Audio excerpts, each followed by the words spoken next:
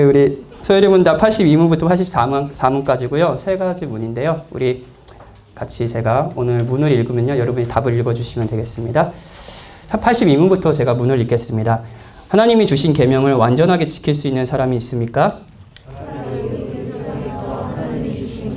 완전하게 지킬 수 있는 사람은 하나도 없으며 생각과 말과 행동으로 날마다 계명을 어기고 있습니다. 모든 죄는 똑같이 나쁜 것입니까? 그 자체로 보나 해로운 결과로 보나 하나님 앞에서 다른 죄보다 더 나쁩니다. 모든 죄가 마땅히 받아야 할 대가는 무엇입니까?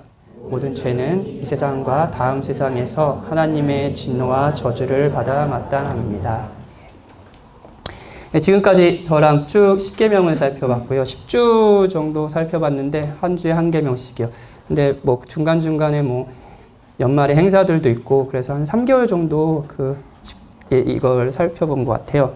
제가 보니까 작년부가 오후 예배를 작년부끼리 드리면서 10계명을 시작했거든요. 그러니까 거의 한 9월부터 해서 되게 오래 기간 동안 10계명을 들으신 것 같아요. 예.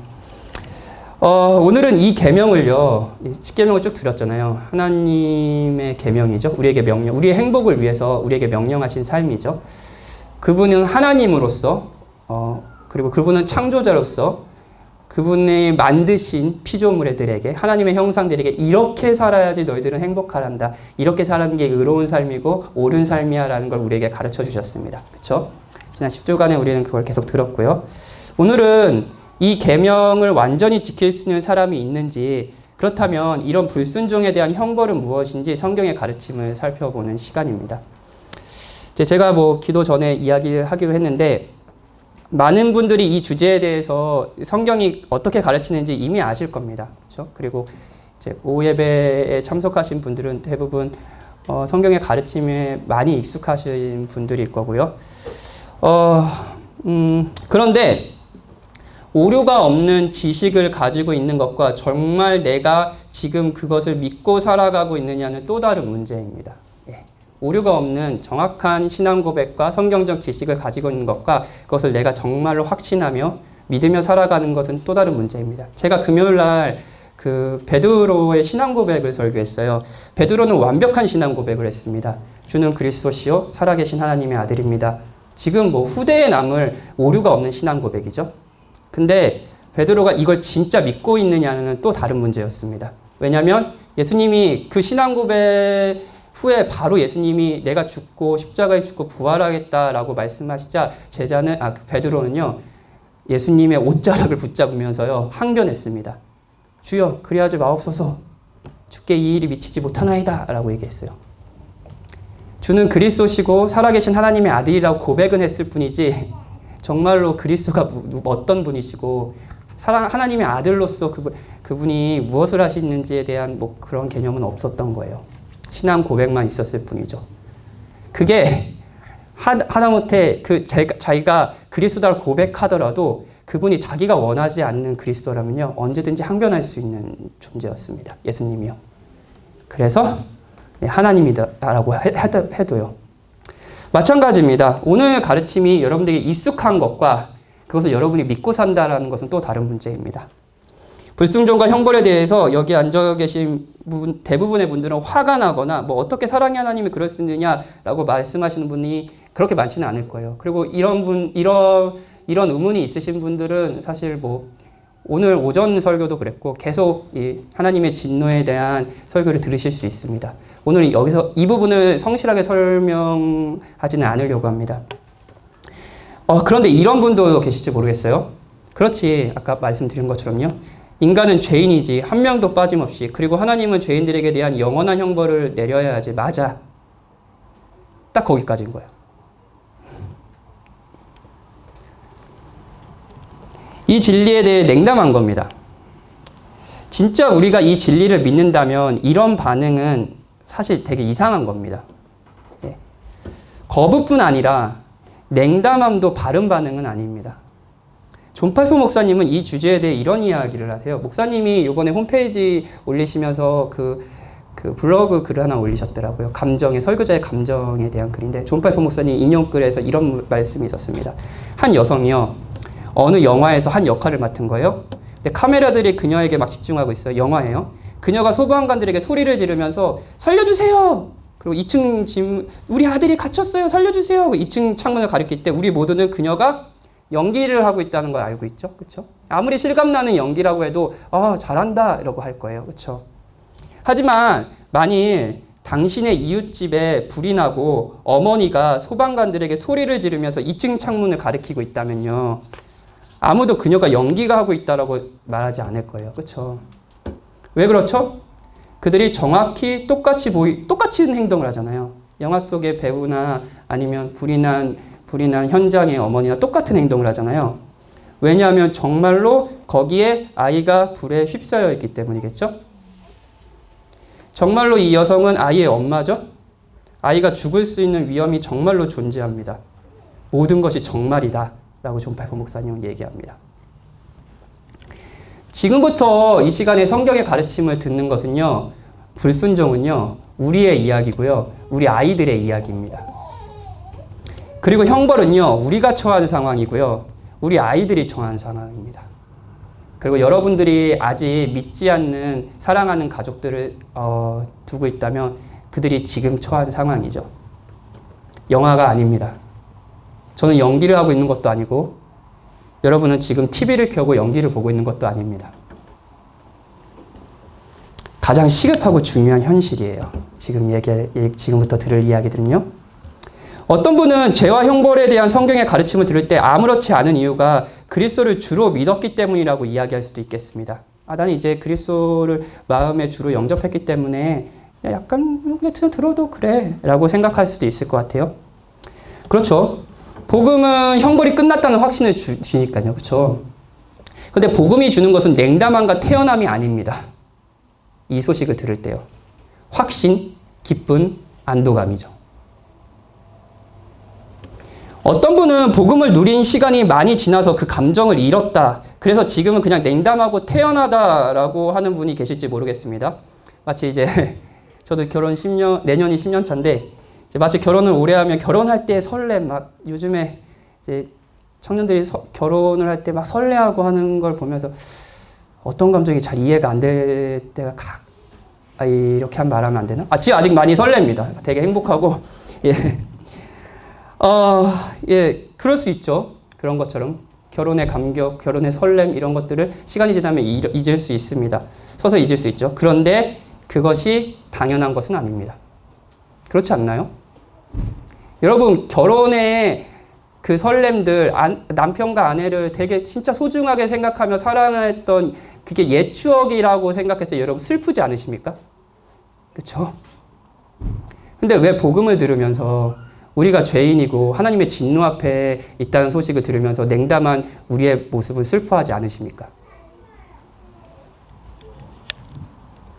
슬픈 거죠.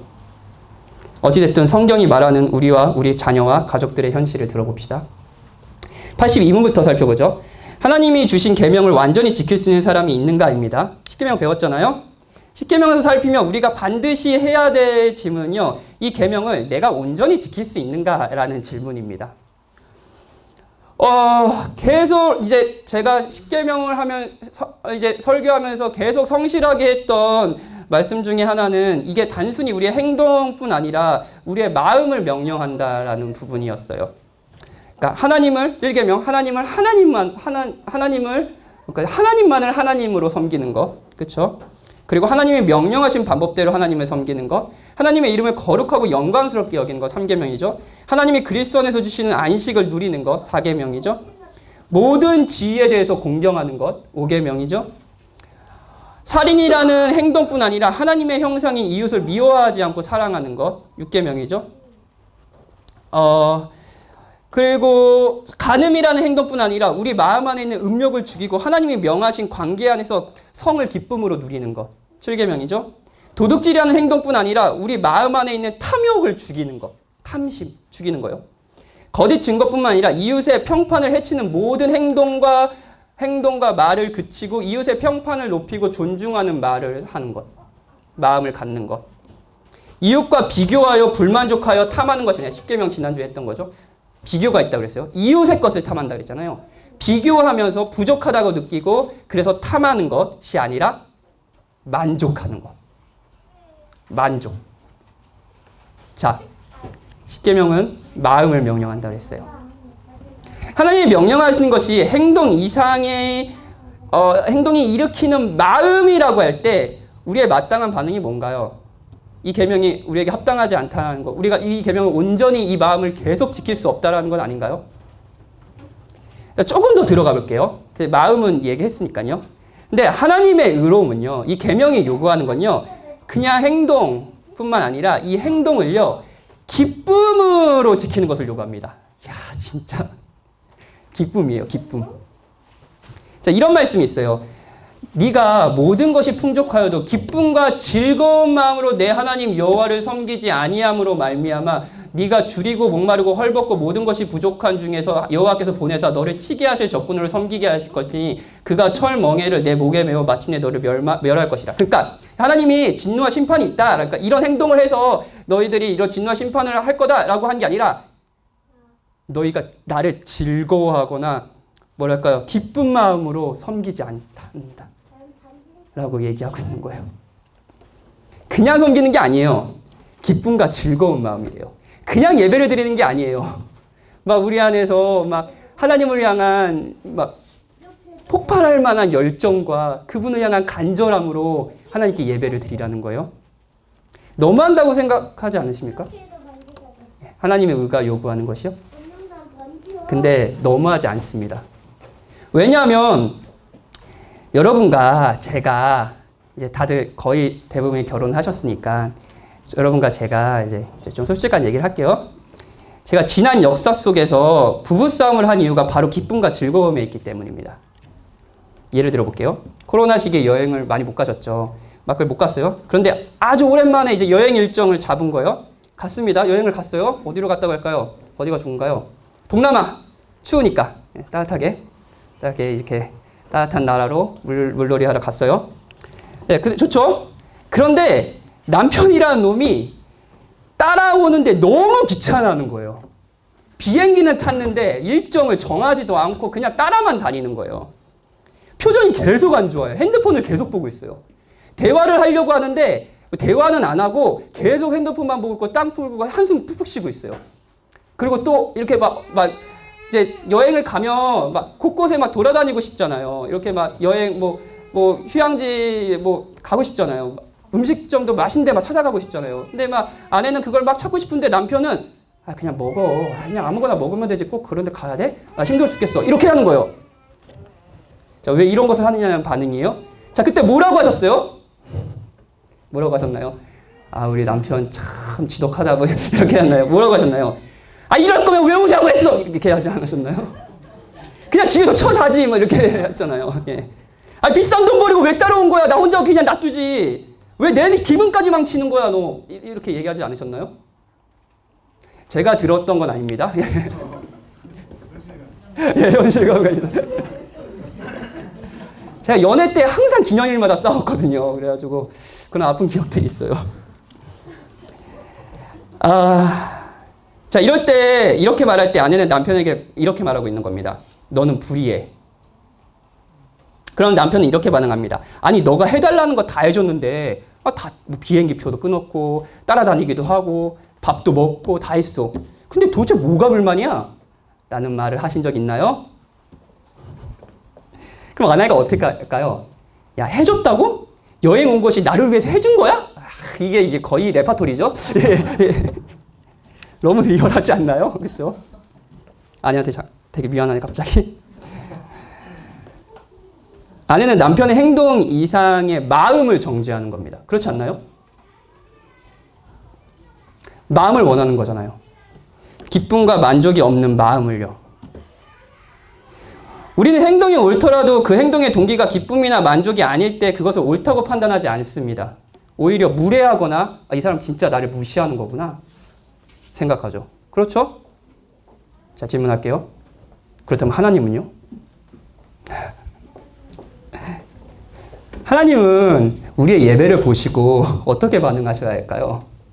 여러분, 오늘 오전에 예배를 드렸던 여러분들의 태도나 마음가짐 한번 생각해 보세요. 하나님은 우리의 마음을 살펴 다 아실 수 있는 분이시잖아요. 그분은 어떻게 반응하셔야 될까요? 우리처럼 야 그럴 거면 때려쳐 이렇게 해야 될까요? 그냥 집에 가. 왜 여기 와서 졸고 있어? 그냥 집에 가. 집에 가서 편히 자. 이러셔야 할까요? 계명을 완전하게 지킬 수 있는 사람은 한 사람도 없습니다. 선한 행동을 하는 사람은 많죠. 그런데 죄에 영향이 없는 선한 행동을 할 수 있는 사람은 없어요. 이건 마치 오물이 묻어있는 젓가락을 흰 쌀밭에 찔러 넣은 겁니다. 당연히 이 밥은 바로 버리시겠죠? 오물이 묻어있는 젓가락에 흰 쌀밭이 찔러졌어요. 여기서 오물은 밥에 비해서 몇만 분의 1 정도밖에 안 되니까 살짝 닦아내고 먹자라고 하면 여러분 어떡하시겠어요? 미쳤네 라고 생각하시겠죠. 지질이 궁색하다 이렇게 생각하시겠죠. 여러분 아무리 적은 분량이라도 그것이 무엇이냐에 따라 전체에 영향을 주는 것이 있습니다. 그게 죄예요. 하나님은 정말 우리의 온전함을 원하십니다. 계명을 완전하게 지킬 수 있는 사람은 한 사람도 없어요. 그러면 이런 질문이 생깁니다. 그렇다면 모든 죄는 똑같이 나쁜 겁니까? 이 주제에 대해 성경의 가르침은 그렇지 않다는 거예요. 모든 죄, 제가 이제 인간론을 이제 설교할 때, 강의할 때 그런 질문을 받았어요. 마음이 짓는 죄도 하나님께서 진노할 만한 죄다 그러면 마음으로 품는 죄나 진짜 살인을 한 거나 하나님이 동등하게 처벌하시냐. 근데 성경은 그렇게 하고 이야기하지 않습니다. 성경은요, 로마서 2장 6절도 그렇고요. 곳곳에서 이런 구절들이 많아요. 하나님께서 각 사람에게 그 행한 대로 보응하시되. 행한 대로 보응하신다. 있어요. 행한 대로. 모든 행동에 같은 처벌이 아니라 행동의 경중에 따라 처벌도 경중을 다르게 한다라는 거예요. 여러 가지를 생각해야 합니다. 일단 이 죄가 어떤 가치를 훼손하냐에 따라 경중이 달라지겠죠. 상대의 지갑을 훔친 죄랑 상대의 목숨을 훔친 죄는 돈과 생명이란 가치의 차이로 경중이 있겠죠. 당연히 돈하고 아무리 돈이 중요하다고 해도 생명보다 중요하지 않잖아요. 그러니까 생명을 훔친 죄, 생명을 앗아간 죄가 훨씬 더 무거운 죄겠죠. 그리고 마음으로 품은 죄와 행동으로 이어진 죄도 역시 경중이 있을 겁니다. 그리고 누가 범죄했느냐에 따라 경중도 있습니다.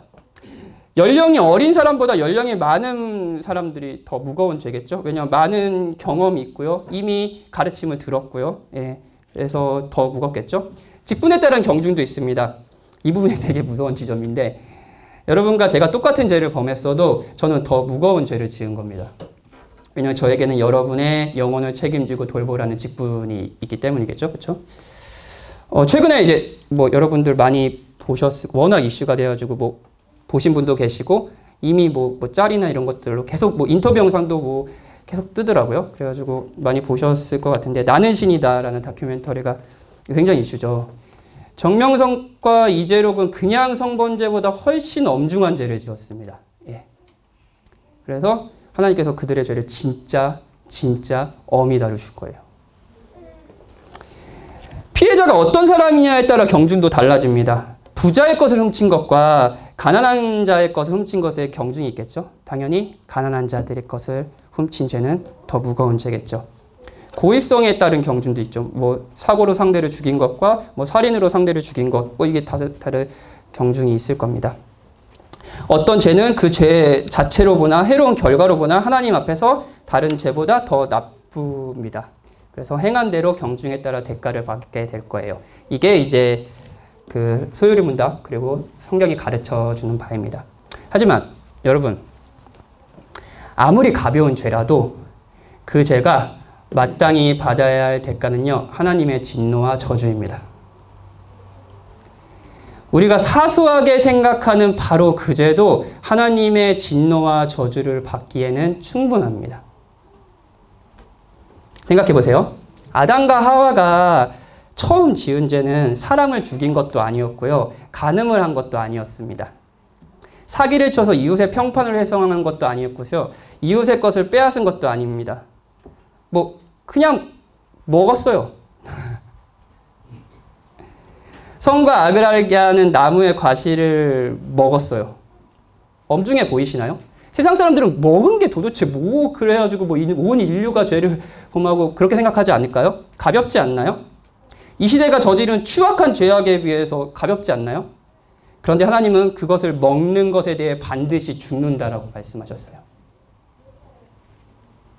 작은 행동처럼 보이지만 그 안에 있는 마음은 살인을 하는 동기나 사기를 치는 동기나 같거든요. 하나님을 하나님으로 보지 않고 하나님이 필요 없다는 생각을 하는 것. 그래서 내가 하나님이 되겠다고 하는 것. 이 마음은 선악과를 먹는 행동이나 살인을 하는 행동이나 같습니다. 행동의 경중이 있을 뿐이죠. 선악과를 먹는 세상이 보기에는 이 작은 행동도 하나님의 영원한 형벌을 받기에는 마땅한 죄라고요. 제가 이야기하는 것이 아니라요. 성경이 이야기해요. 제가 이야기하는 것이 뭐 중요하겠습니까? 성경이 가르친다는 게 중요하죠. 아무리 생각해도 이것이 좀 가혹하다고 생각하는 분들이 계실지 모르겠어요. 그렇다면 조금 더 생각해 봅시다. 하나님은 하나님이시고 우리는 인간입니다. 여러분 이걸 아십니까? 하나님은 하나님이세요. 그리고 우리는 인간이에요. 하나님은 창조주이시고요. 우리는 피조물입니다.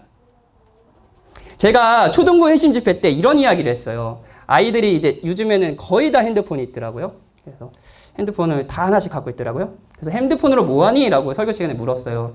근데 게임도 하고 뭐 카톡도 하고 웹툰도 보고 그래서 제가 전화는 안 하니? 막 이렇게 물었어요. 그래서 원래 그게 전화라고 있는 거야. 막 이렇게 제가 예, 근데 뭐 가끔 엄마랑만 한대요. 예, 그래서 하는 거예요. 그래서 예, 근데 제가 이렇게 질문을 했어요. 핸드폰이 전화도 안 되고 인터넷도 안 되고 게임도 안 되고 켜지지도 않고 그러면 핸드폰을 어떻게 할 것 같아? 라고 물었어요. 그러니까 애들이 뭐라고 대답했을까요? 뭐 고쳐서 간대요. 고치러 간대요. 아, 똑똑하더라고요. 네. 어디로 고치러 가는지도 정확하게 얘기하더라고요. AS 센터라고 그렇게 얘기하더라고요. 그래서 이제 갔는데 안 고쳐지면 어떡하겠니? 제가 집요하죠 또. 안 고쳐지면은 어떡하겠니? 라고 물었어요. 그랬더니 뭐라고 대답했을까요? 다들 버리고 엄마한테 또 사달라고 그러죠? 엄마 사주세요? 예. 버리고 엄마한테 또 사달라고 그런다. 당연하죠. 전화가 안 되는 핸드폰을 왜 가지고 있어요? 그렇죠? 아이들도 알아요. 버려야죠. 그리고 저는 아이들에게 이렇게 물었습니다. 하나님은 너희를 만드셨어. 그렇다면 너희들의 목적은 만드신 분이 알겠지? 그렇죠? 아이폰의 목적은 그 만든 사람이 알죠. 아는 것처럼요. 아이폰이 처음 나왔을 때 그게 어떻게 작동하는지 아무도 모르지만 그걸 만든 사람 스티븐 잡스는 알지 않겠습니까? 그렇죠? 마찬가지예요. 하나님 우리를 만드셨다면 그 목적이 하나님께 있다라는 것을 말합니다. 여러분 정말로 하나님께서 여러분을 만드셨다라고 생각하십니까? 그러면 목적이 하나님께 있다라는 것도 인정하셔야 됩니다. 너희들을 하나님의 그 초등부한테는 얘기예요. 하나님의 형상으로 하나님이 만드신 세계에서 하나님을 보여주고 함께 하나님을 기뻐하도록 창조물과 창조세계와 함께 하나님을 기뻐하도록 하나님이 너희를 만드셨어. 하나님의 형상으로. 그러니 하나님이 필요 없다고 하는 거야. 내가 하나님이 되겠다고 하는 거야. 하나님이 이렇게 살아야 돼. 이렇게 살면 행복해. 너희들 이렇게 살려고 만들었어. 라고 얘기했는데 그게 관심이 없는 거야. 핸드폰이 고장난 거야. 그럼 하나님이 너희를 어떻게 하셔야겠니? 라고 물었어요. 조용해졌습니다. 진짜 아주 고요해졌어요. 여러분, 이제 아이들이 어른들보다 좀 나을 때가 있어요, 가끔. 아이들은 진지했습니다. 그리고 한 친구가 용기를 내어서 이야기하더라고요. 버려야 해요.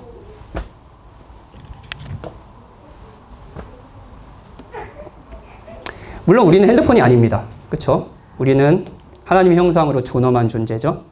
핸드폰과 비교도 할 수 없을 정도로 존귀한 존재입니다. 여러분 그렇습니다. 여러분과 저는 그래요. 그런데 하나님도 우리가 아닙니다. 우리랑 비교도 될 수 없을 정도로 존귀한 존재세요. 모든 인간이 하나님의 형상으로 존엄하지만 하나님이 창조자이시고 우리가 피조물이라는 것은 핸드폰과 사람과 다르지 않습니다. 10살 난 아이들도 이것이 의로움이라는 것을 알고 있습니다. 여러분도 알고 계시지 않나요? 그리고 제자가 대답했습니다. 하지만 하나님은 너희를 버리지 않으셨어. 오히려 죄가 없으신 분을 버리셨지. 본문이 이거였어요. 요한복음 3장 16절. 하나님이 세상을 이처럼 사랑하사 독생자를 주셨으니 이는 그를 믿는 자마다 멸망하지 않고 영생을 얻게 하려 하심이라. 이게 하나님이 너희를 버리지 않으셨다라는 증거야. 너희가 하나님의 목적대로 살지 않고 고장난 핸드폰 같았지만 하나님은 예수님을 주시기까지 너희를 버리지 않으시고 너희를 구원하셨어. 안세무스라는 9세기 신학자는 왜 하나님은 속죄를 요구하지 않고 인간의 죄를 도말하실 수 없는가? 이거 좀 어려운 말로 해서 좀 이게 뭔 말이야라고 싶으실 수 있는데, 그러니까 우리의 말로 하면은 왜 하나님께서 그냥 용서하시면 되지 그리스도를 십자가에 죽으시기까지 꼭 그렇게 하셔야 됐나라고 생각했던 적이 있으세요? 저도 이제 많이 들었던 질문이고 저도 청년기에 했었던 질문이었는데, 이 질문에 대해서 이 안셀무스라는 신학자가 뼈를 때립니다. 뭐라고 얘기하면 이렇게 얘기해요. 당신은 아직 죄의 무게가 얼마나 엄청난지 생각해 본 적이 없다. 여러분은 죄의 무게가 얼마나 무거운지 생각해 본 적이 있으십니까? 여러분이 오늘 아침에 남편을 향해서 또 아내를 향해서 품었던 하나님이 기뻐하지 않을 그 마음이 그리스도가 하나님이신 그분이 십자가에 죽지 않으면 용서받지 못할 죄라는 것을 생각해 본 적이 있으십니까? 여러분에게 죄는 정말 무겁습니까? 여러분의 영원한 미래를 결정할 만큼요? 죄의 경중은 있지만 아무리 작은 죄도, 그래서 우리가 죄같이 생각하지 않은 어떤 것도 우리의 영원한 미래를 결정할 만큼 엄중합니다. 그 죄도 그리스도가 십자가에 죽지 않으시면 용서받을 수 없는 죄입니다. 그리스도의 십자가야말로 우리의 죄의 무게가 얼마나 엄청난지 생각할 수 있게 합니다. 그리고 우리가 그 죄에서 구원받을 수 있는 유일한 방법도 알려주죠. 그러면서 우리에게 회개를 촉구해요. 회개를 촉구합니다.